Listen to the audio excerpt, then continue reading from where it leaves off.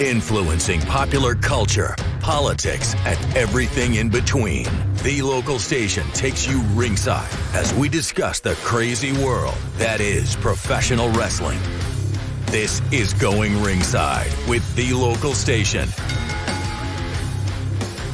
Hello there. Thank you for joining us again for Going Ringside. I'm Scott Johnson. So glad you could be here. Excited for this packed show. Before we move forward, I want to ask you to subscribe to our YouTube channel if you haven't already. YouTube.com/@GoingRingside. Go there, click that subscribe button. Do us a favor, help us bring you the biggest names in all the world in wrestling, fighting, whatever. If you click the subscribe button, we can keep this thing going. Well, we got Doc Gallows and Karl Anderson in just a moment. The Good Brothers, one of the long-term dominant tag teams that have been around in different incantations around pro wrestling for quite a while now. We're going to get to them in just a minute, and you can widen out the shot because a little later in the show, she's been tearing up the indie circuits as of late. We're talking Paige Collette, also known as Black Dahlia, will be with us to talk about her incredible story of overcoming an injury that happened while she was wrestling. You do need to hear this later in the show. But first, let's get to it. Here are Karl Anderson and Doc Gallows. Here's the Good Brothers. Well, we're here with the Good Brothers, Karl Anderson, Doc Gallows. Gentlemen, thank you for joining me. Yes, thank you for having us. We appreciate it. What has been going on in your guys' world now? You're all over the world, literally. Oh, man, we came out of the gate swinging. We got fans behind us. We're at the River City Wrestling Con today. We came right out of the gate with New Japan Pro Wrestling onto Maple Leaf Pro. We're going everywhere. But today, St. Augustine, Florida, River City Wrestling Con, superstars, legends all over the place. So you guys are one of the few that is literally wrestled every promotion possible. What is that? How have you just bounced around to all the different ones? You know, we're blessed. We're blessed to have been all over the world. I was in New Japan Pro Wrestling for 8 years while he was in WWE. We came together in New Japan. We went to WWE together. We went to Impact together. We went to AEW together. We went back to New Japan together. We went back to WWE together. Now we're back to our ground roots. He was just in Puerto Rico last weekend. Like you said, we were in Canada the weekend before that, Los Angeles. It's just, we're blessed to have seen the world. Best matches, best opponents, feuds that comes to mind. Ooh, it's a broad one. That is a broad one. It's tough. Is it Bullet Club stuff? Or? I think it goes back to Bullet Club stuff in New Japan for sure. Yeah. You know, it takes me back to a couple of singles matches that I would have had in New Japan Pro Wrestling with Shinsuke and with Tanahashi, with Kojima, stuff like that. But then I think of the tag team matches we had with Shibata and Goto in New Japan. Then the stuff we did in WWE with the Usos and the New Day, you know, almost 7, 8 years ago back then. Then in Impact with, you know, Josh Alexander and Ethan Page. With the Usos, had they really started their ascendancy at that point? You know, I think the Usos, so they'd not turned into Bloodline yet, right? They were still... In 2016, they were our first feud in the WWE. Yeah. And, you know, they were sitting in that good babyface, good guy kind of spot, but they hadn't hit the next level yet like we've seen in the last few years from them. Are you surprised that they did that? Not at all. Not at all. I think everybody knew. All they needed was to take the reins off of them a little bit. Sometimes that's what you need. And when they were ready to fly, they flew. It's great stuff. You both did some time in AEW, which is near to us. They're our literal next-door neighbor. Talk to me about your time in AEW, what that was like. I loved it. You know, our friends are there. You know, Tony Khan treated us unbelievably. Our friends started that company. And look where they are now. The AEW, Kenny Omega, the Young Bucks, Chris Jericho, Tony Khan, they changed the business. You can't say that. You can't say they did not change the business because they did. And I'm glad that they're still thriving and doing what they're doing. I want to get your opinion on something that's never made sense to me covering wrestling is tribalism. You work in all the different companies. Is there any reason behind it? I mean, well, I understand loyalty, right? Everyone's loyal where you're at. You know, if we're working here, we're going to be loyal for it, and fans are going to be loyal to something else. But yeah, agreed.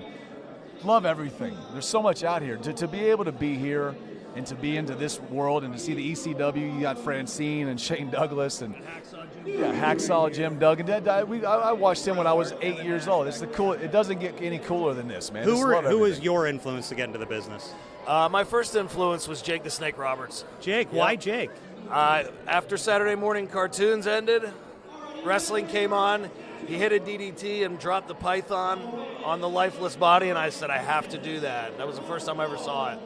So How about you? Yeah, I grew up in Asheville, North Carolina, so I turned on TBS and Ric Flair was cutting a promo into the camera, and I lost my mind. I was 5 years old, and I said, that's the coolest thing I've ever seen. I'm remembering an old match I saw of you. It takes you back to the very beginning, back to the Festus era. Okay. Where I think they almost put you over Undertaker. Yeah. Talk to me about that. That opportunity came out of nowhere. Like, we were kind of getting over as a tag team, and they were doing a deal where he was trying to go through the monsters of SmackDown.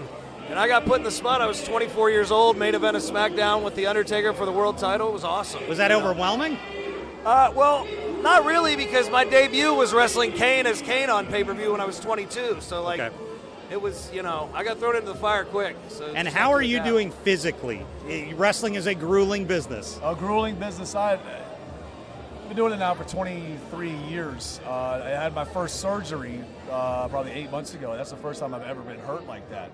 Feel great. Best I've ever felt. Are you doing as many matches day to day, or are you a little less right now? So right now we're going on the road every single weekend. We wrestled two times right out of the gate for New Japan Pro Wrestling, for Maple Leaf Wrestling. Last week I didn't go to Puerto Rico because I needed stuff to do at home, which is the nice thing. We can do whatever we want. I stay at home. I have 5 sons at home that are all playing baseball. And so my home life is wild. And is indie work different now than it was when you probably started out, because you have such a name and presence everywhere? That's the difference. Is now we're Karl Anderson and Doc Gallows, and that's a blessing that we've been blessed with. And it's yes. And where can people follow you? Because you'll probably pop up somewhere in coming months or years. The_LG on Instagram and X. Follow @Talkin' Shop. That's our podcast. Check it all out. Yeah, @Machine Gun KA all over, Instagram, X, all that. Just look for us. We got we got a couple things in the barrel. We're ready to just shoot out here soon. Gentlemen, thank you very much for joining us. Thank you. Appreciate it. Thank you. Thanks for having me. Thank you. So I appreciate the good brothers taking the time to meet up with me and chat. This is over at our friends at River City Wrestling Con is when we hooked this up. It's also where we ran into this woman. Paige Collette goes by the ring name Black Dahlia. She is an incredible story of having an injury in pro wrestling, debilitating one, and still overcoming it. Here's Paige Collette, also known as Black Dahlia. I am here representing CRPS. I actually have a health condition. Talk to me about that. That's what they're telling me. Yeah, a wrestling accident actually out at Rikishi's. I was training at Knox Pro and it put me in a wheelchair and activated. Okay, I got to back up. You just told me a lot and I want to dig down on what you just said. You were which school was this at? Yeah, I trained over at Funaki's at first, and then I went out at Knox Pro at Rikishi's, and when Rikishi the wrestler? Yes, okay. So that's one of my main coaches. That's actually where I get the whole gimmick from. And, so you took Rikishi's gimmick. My coach actually gave me permission to use the stink face, so okay. I'm not only the one student he's gave me permission to use the stink face, but I'm also the first ever female in history to wield a chainsaw. So, wow.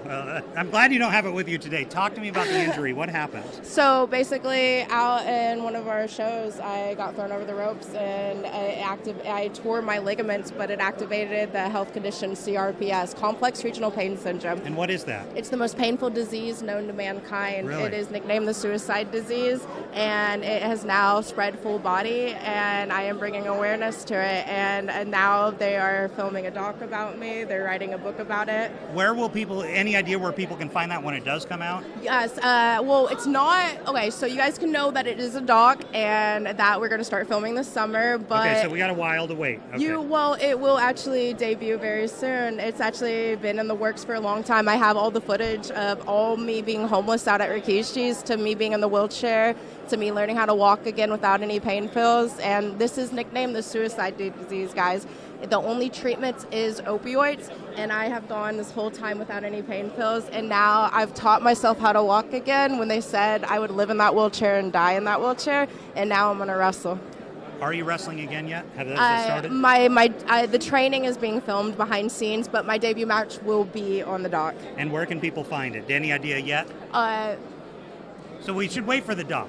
Yeah, well, you wait for the announcement on social media because I can tell you off camera. And where on social media should they be looking? That's the better question. Yes, under Paige Collette, the Black Dahlia. Paige? Collett. You got it. Okay. All right, thank you Black so Dahlia, much. thank you so much for joining us on the show today. So much. Thank you. So big thanks to our guest, Black Dahlia, Paige Collette, and of course, Doc Gallows, Karl Anderson, the Good Brothers. And thank you for joining us once again. If you can, subscribe to our YouTube channel. We want to keep bringing you the show every week, and we need your help to do it. So make sure you click that subscribe button. Thank you for joining us. I'm Scott Johnson. We'll definitely see you back here next time on Going Ringside. This has been Going Ringside with The Local Station, brought to you every Wednesday on your favorite podcast player, on News4JAX Plus, as well as the News4JAX YouTube channel.